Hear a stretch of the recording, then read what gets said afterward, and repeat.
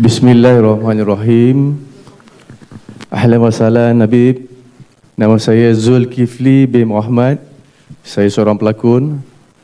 Saya selalu kerap dalam semasa saya dah hijrah ini, apabila saya menerima tawaran lakonan sebagai seorang pelakon tu, dia jujur di dalam lakonannya. Jadi apabila dia ingin menghidupkan suasana watak yang diamanahkan, dia akan berbuat sesungguh-sungguh demi menghidupkan dan amanah yang telah diberikan kepada dia. Contoh, dia akan daripada mata, dia akan menzahirkan kalau dia bersama kekasih, bersama isteri pinjaman di dalam lakonan. Dia akan melahirkan aura nafsu melalui mata, melalui gerak badan dia untuk menampak dan menghidupkan suasana. Dan kadang-kadang terlajak bersentuhan bukan mahram.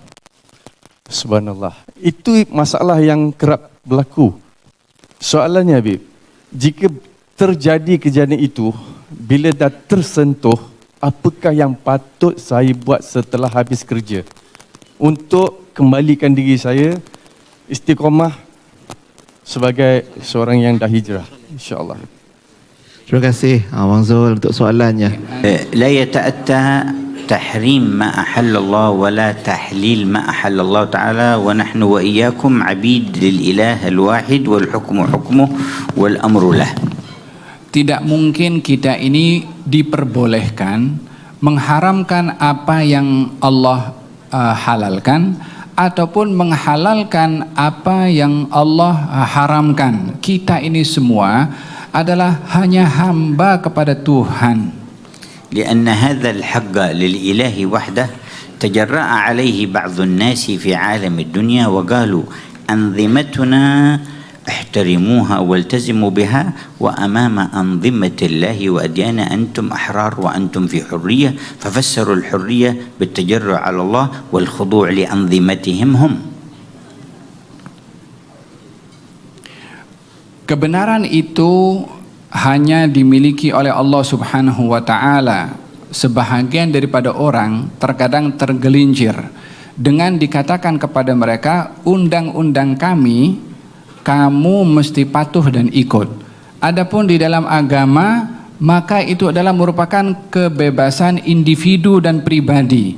Ini yang kadang-kadang berlaku kepada seseorang, sehingga di dalam hukum hakamnya Allah kita dilihat untuk bersikap bebas dan boleh sebagai hak pribadi, tapi dalam undang-undang yang dibuat oleh mana-mana syarikat atau mana-mana kelompok mesti diikuti. Yang sebenarnya patut diikuti siapa? فسواء كان الفعل المباشر محرم ويجب لمن وقع فيه أن يتوب، وليس لمن لم يقع فيه أن يحدث نفسه بالعمل ثم التوبة بعد العمل، أو كان مثيرا للغير كذلك، فإن من دل على هدى كان له من الأجر مثل أجور من تبعه، ومن دل على الإثم كان له من الآثام مثل آثام من تبعه. Bukanlah seseorang itu boleh menganggap perbuatan itu mubah kalau itu diharamkan oleh Allah Subhanahu wa Ta'ala, ataupun berfikir tidak mengapa buat melakukan yang salah, lalu setelah itu kita bertaubat untuk daripada perbuatan yang salah, sementara perbuatan salah itu belum dilakukan olehnya, yakni merancang untuk bertaubat akan kesilapan yang belum dilakukan olehnya. Maka dalam hal ini tidak boleh berubah perkara yang benar dan tidak boleh berubah perkara yang salah. Dalam hadis dinyatakan, barang siapa orang yang menunjukkan kepada kebenaran, maka baginya pahala sama dengan orang yang melakukan kebenaran tersebut. Dan barang siapa yang menunjukkan kepada perbuatan dosa, maka baginya dosa orang yang melakukan dosa itu. فالمطلوب أن تتفنن التفنن القويم السليم في فنك وترتقي إلى مستوى نشر الخير والإغراء بالخير وبالمنافع والمصالح الظاهرة والباطنة. yang perlu diminta kepada orang yang terlibat dalam lakonan adalah berlakonlah dalam lakonan-lakonan yang bermanfaat dan juga lakonan-lakonan yang baik untuk menyebarkan kebaikan dan juga kemanfaatan. وبعض الذين مثلوا في كثير من التمثيليات بعض الصحابة أو بعض الصالحين أثر ذلك عليهم وعاد بنور في قلوبهم بعد أن قاموا بتمثيل تلك الأدوار.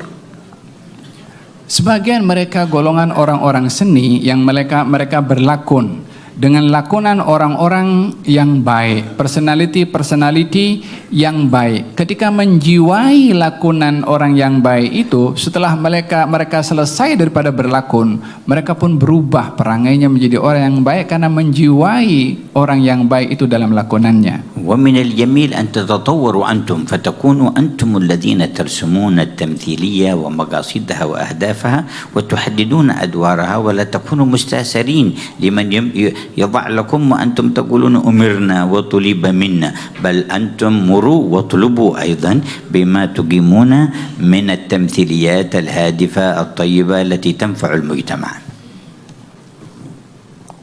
Bahagian daripada sesuatu yang baik dan indah bila kalian golongan seni justru yang mencipta melalui kesenian-kesenian yang ada pada diri kalian hal-hal yang boleh diambil manfaatnya dan juga kebaikannya, sementara antum kalian ini sebagai seorang yang memiliki skill dalam seni tersebut dan tidak menjadi orang yang dipaksa, disuruh, diminta, yang hanya menjadi pak turut kepada sesiapa yang memintanya. Bahkan jadilah kalian orang-orang seni yang meminta dan memerintah dan bukan diminta atau diperintah.